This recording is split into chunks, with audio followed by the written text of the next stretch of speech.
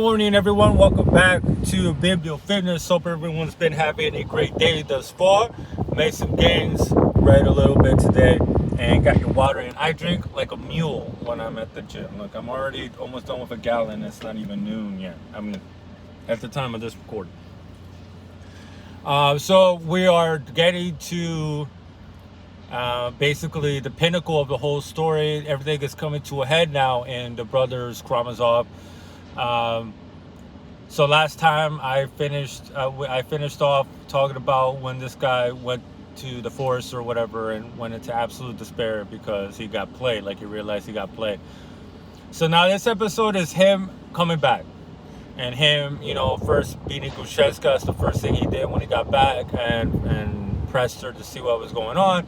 And she had him, take her to Samsonov's house to count money or whatever, even though, she left within like 5 minutes apparently to get ready for the guy to pick her up and to go to Mokroy, which is another town. So this is like panic mode.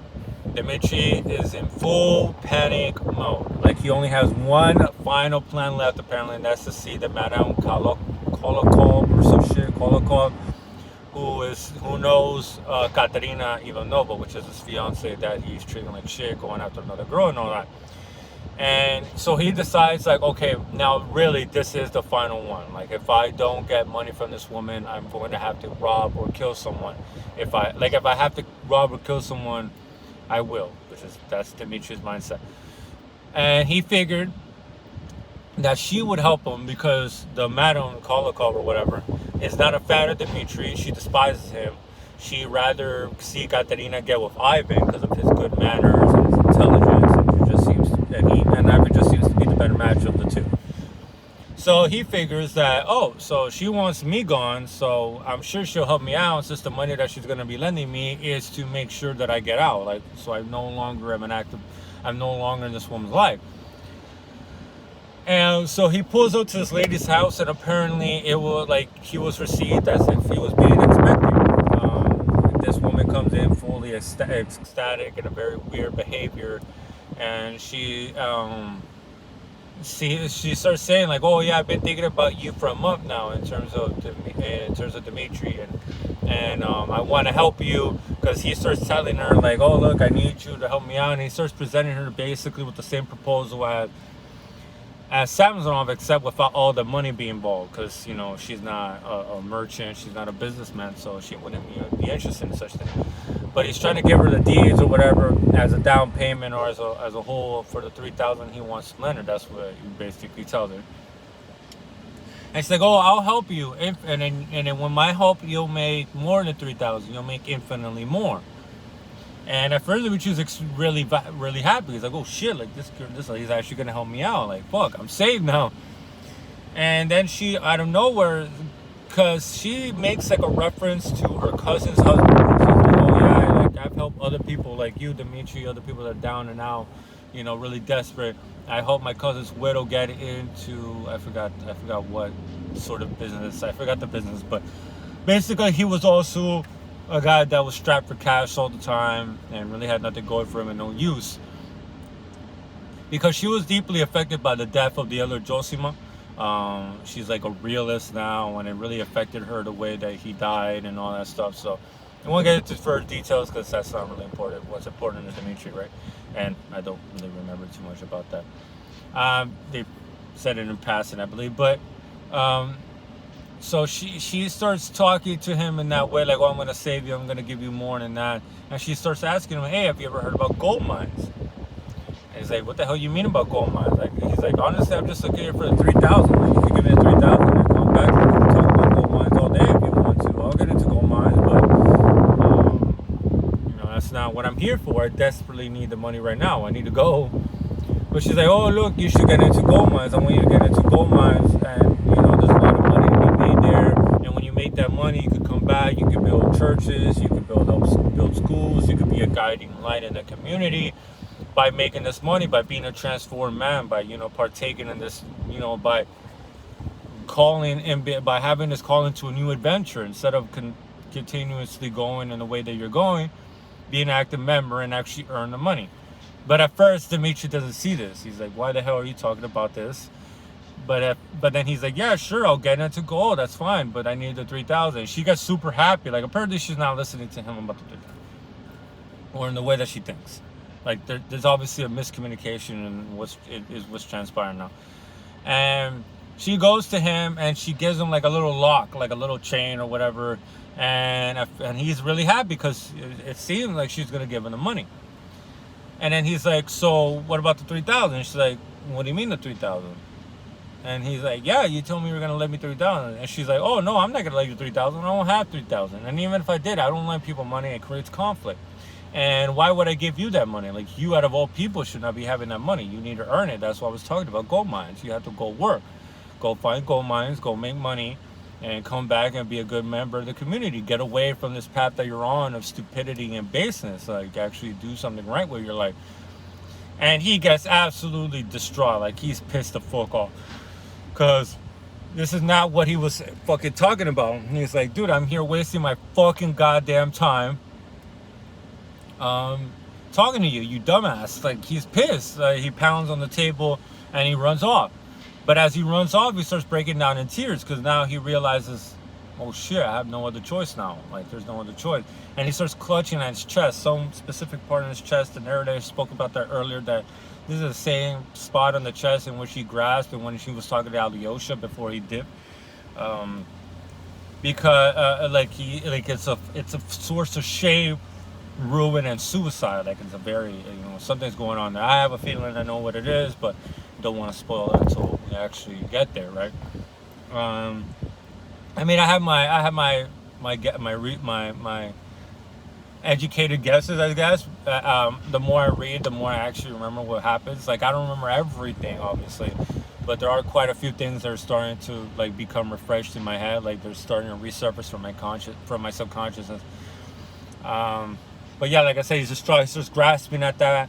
And while he's doing that, like, he's walking very weak, very pitifully, he runs into one of the servants of Samsonov, one of the old ladies that he caught there.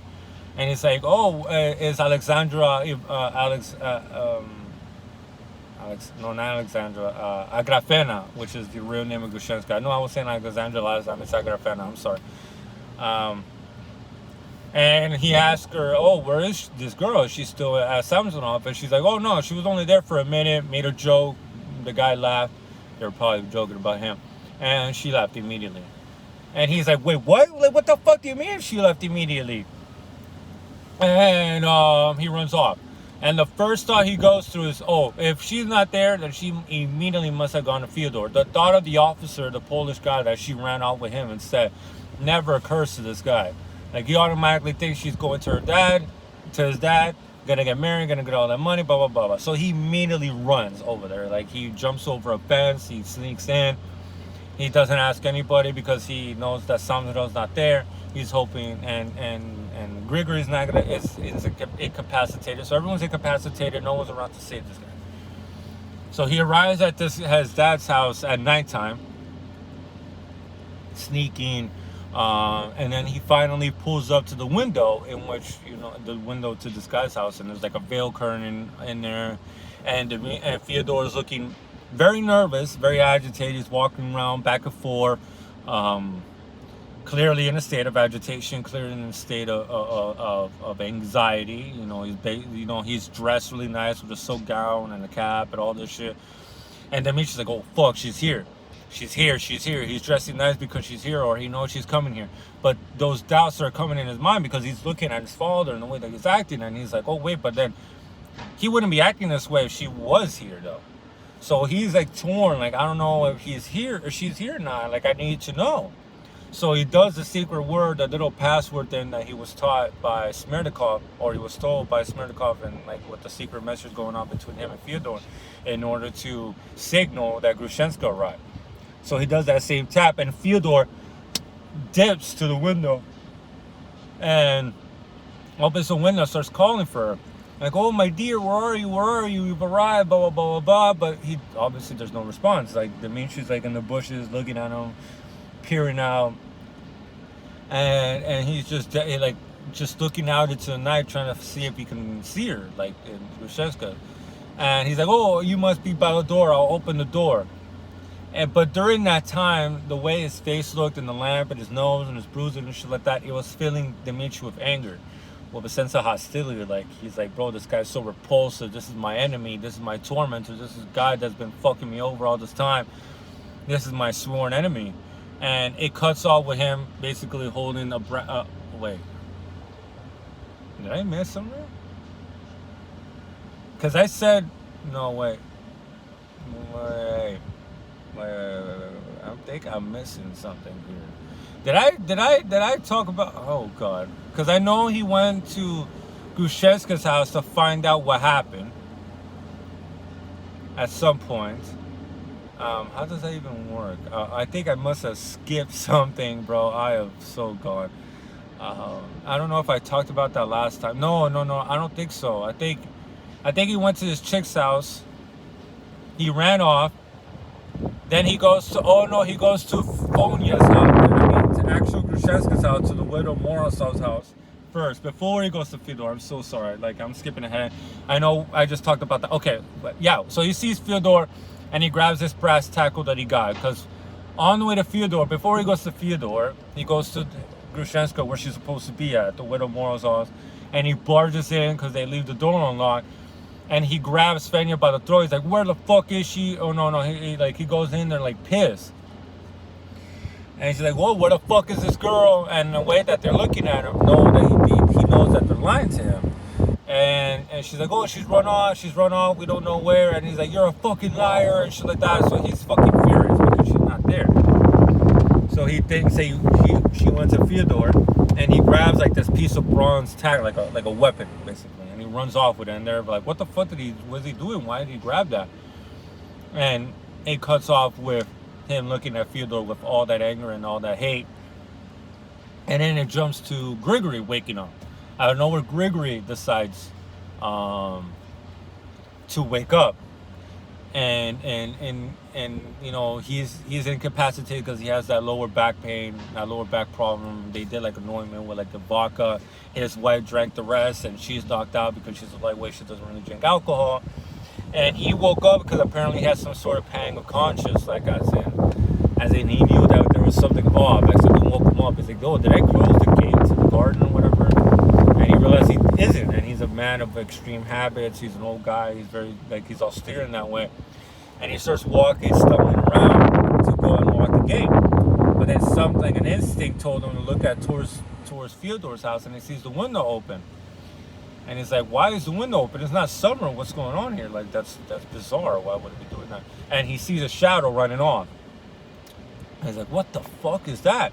And he completely forgets about his pain, apparently. Like, adrenaline shoots up. He starts chasing him. Like, he does like a little shortcut to catch up the guy, the perpetrator. And as the guy is jumping up the fence, Grigor grabs him by the foot, like, with his two hands. And he sees him, and he shouts, parasite. Like, he knows it's Dmitri. And he's like, oh, shit, you must have killed this guy. Like, you just got back from your dad's house. Like, what are you doing here? And I don't know, he just gets smacked on the fucking head by this brass tattle, whatever the fuck it's called, from Dmitri. He gets bashed on the head. He starts bleeding profusely. And Dmitri just standing over and trying to clean him with a handkerchief, looking at his head. He's like, fuck, like, what did I do? What did I do? And he just looks at him and is like, well, fuck it. Like, you know, it is what it is. I don't have enough time to check whether he's dead or not. And he throws that weapon onto the footpath, like, somewhere very conspicuous. Like, he's not even trying to hide the goddamn thing. And he runs off. He's like, oh, you came in as a stumper, old man, now just lie there. And he runs off. And apparently witnesses later on, after the events fully transpired, said that they just saw this guy running around like a madman across town. We're gonna leave it at that because there's a lot to unpack on the second part. This guy just left the house. Remember, it cuts off. So the assumption is he did something to Fyodor, but it's not exactly known yet. He reaches into his pocket, but it's not shown. It's not explicitly stated in the book yet that he did anything. So we'll see how that plays out, because that shit's cut off for a reason. Well, we'll get to that on the next episode. Thank you all for watching. This book is getting really good. Dimitri's going through his fucking craziness. he's really starting to unravel as a human being. And the reason I want to stop it now is because, like I said, there's really a lot to unpack in this, the immediate aftermath of him running off and stuff like that. Like, he is going to cause quite a bit of an uproar. Yeah, he's very interesting. He's a very interesting character. So I hope you all have a great weekend. Hope you all have a great day. I'm definitely gonna upload this weekend as well, but fuck it. Love y'all. Don't forget to make some games. Don't forget to read. Don't forget to love yourself today. Don't forget to be a bit more grateful, and don't be a bit more grateful with what you've done, with who you are in relation to who you were yesterday. As Jordan Peterson said, there's no one to compare yourself to except yourself. Like, the only person to beat is you. So as long as you're doing better than you were yesterday, you're already winning. So keep it up and be proud of yourself, all right? So love y'all. Until next time, peace.